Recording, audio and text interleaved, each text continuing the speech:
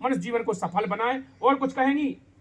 हाँ, आपने कहा कि मानुष जन्म है, तो मानव परमात्मा कहते हैं मानुष जन्म दुर्बल है, मिले ना बारंबार, करों से पत्ता टूट गिरे, बहुत न लगता जाए। जी हाँ जी, और क्या कहोगे? हम ये कहते हैं कि जो मानुष जन्म होता है, जैसे कि जो संसार रूपी पीपल का वृक्ष है, उसमें से अगर कोई पत्ता गिर भी जाता है, जैसे कोई भी मान लो, अगर उसमें से गिर जाता है तो क्या अपन उसको जोड़ देंगे? नहीं जोड़ सकते हैं। अगर दूसरी ही अगर वहाँ पर पनपेगी तो वही हो सकती है। इसलिए क्या कहोगे इस भक्त समाज से? हम भक्त समाज से यह कहना चाहते हैं कि संत रामपाल महाराज जी का ज्ञान समझ के उनकी शरण में आइए और अपना उद्धार करवाइए, मोक्ष प्राप्ति करिए। जो गीता अध्याय 18 के श्लोक नंबर 62 बोला था आपने, हाँ, उस परमेश्वर की शरण में जा, जिसकी कृपा से सनातन धर्म शाश्वत धाम को प्राप्त हो जाएगा। हाँ, उससे पुनः जन्म मृत्यु में नहीं आता है। वह कौन है? अपनी गीता जी में कुछ बताया है।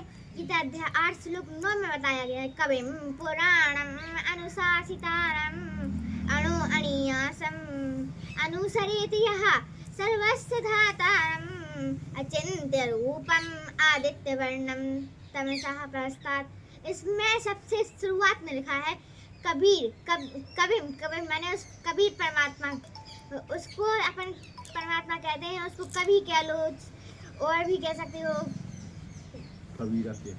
कबीरा भी कह सकते हैं। तो उस परमेश्वर की शरण में जाना चाहिए। जो गीता अध्याय कौन सा बताया आपने?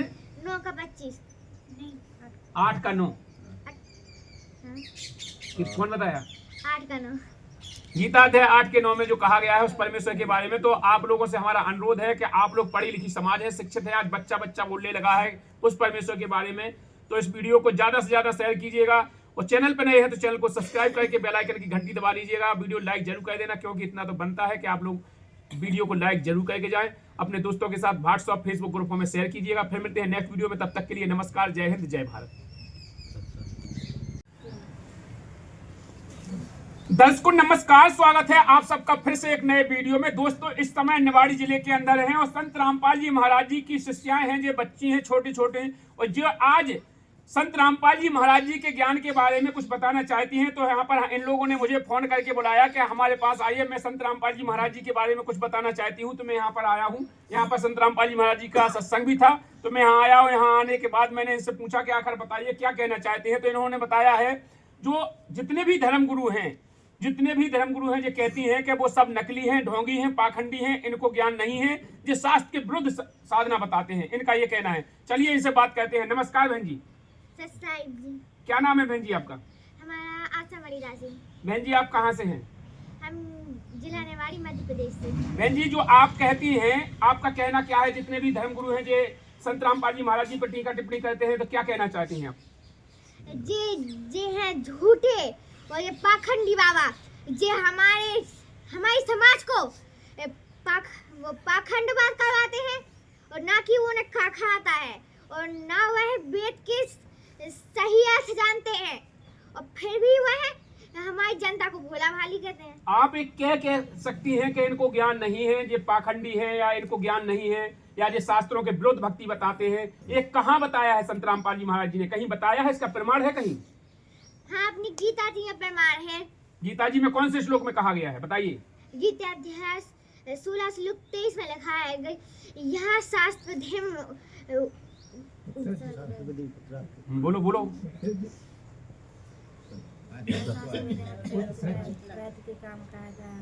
यह शास्त्र विधिम उत्सृज्य वर्तते काम कातः नासा सिद्धिम अवाप्नोति ना सुखम ना पराम गतिम। इसका भाव अर्थ क्या है?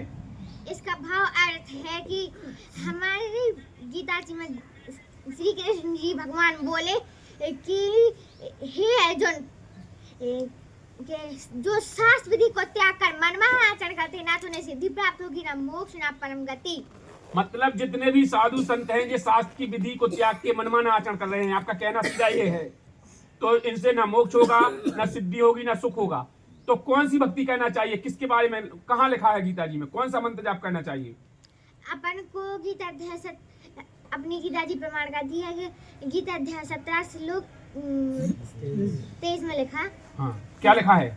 उसमें लिखा है ओम तत्सत इति निर्देश त्रिविदय समर्थे। अरे वो संतों ने बस ऐसा देखा था, ये गीता है, ये शास्त्र है, ये पुराण है, बस ये बताया नहीं, बस ये तो कह दिया कि उसमें ये लिखा है, लेकिन ये प्रमाण के साथ नहीं बताया। हमें संत रामपाल जी महाराज ने उंगली धरा के बताया कि इसमें ये लिखा है, इसमें ये लिखा है, इस पुराण में ऐसे लिखा है, ऐसा लिखा है, लेकिन उन्होंने यही नहीं बताया कि किस अध्याय में कौन सा क्या लिखा तो है। क्या तत्वदर्शी संत एक ही होता है क्या, और भी तो हो सकते हैं तत्वदर्शी संत? नहीं, तत्वदर्शी संत सिर्फ एक ही हो सकते हैं, क्योंकि हमें रामायण कहती है कलयुग युग न यज्ञ ज्ञाना एक आधार नाम गुण गाना। सिर्फ एक ही आधार के लिए बताया, सिर्फ एक ही आधार सिर्फ संत रामपाल जी महाराज बताया, वो एक आधार में गीता ही बता रही हूँ। उस गीता के साथ हमने आपको पहले प्रमाण बता दिया था, वो उस गीता के प्रमाण के साथ हमें हमने मिलाया, हमें सिर्फ संत रामपाल जी महाराज जी ऐसे मिले, इसलिए हमने संत रामपाल जी महाराज जी की भक्ति ली। मतलब और जितनी भक्ति बताते हैं और भी संत उनके अलग अलग भक्ति है क्या?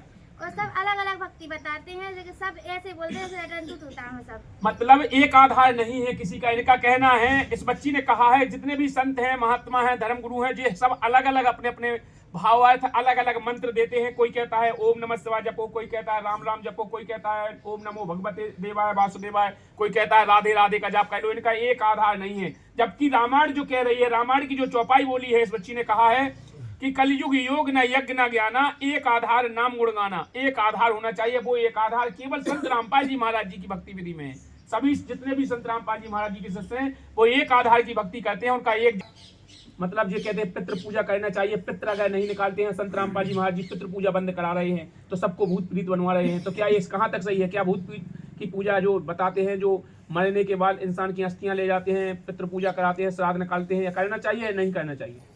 यह नहीं करना चाहिए अपन को। क्यों नहीं करना चाहिए? कहाँ लिखा है? ये हमारी गीता जी में लिखा है कि गीता अध्याय 9 श्लोक 25 में लिखा है, यन्ति देवव्रता देवान पित्तनयान्ति पितृवितः भूतानि यान्ति भूतेज्या यन्ति मध्याजनो अपि माम।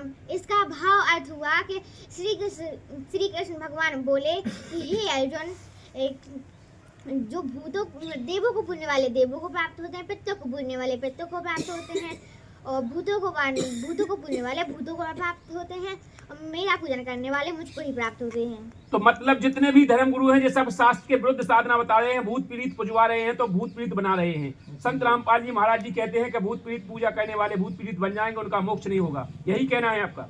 हाँ। तो क्या कहोगे, और कौन सा प्रमाण दोगे, कौन सी भक्ति करना चाहिए?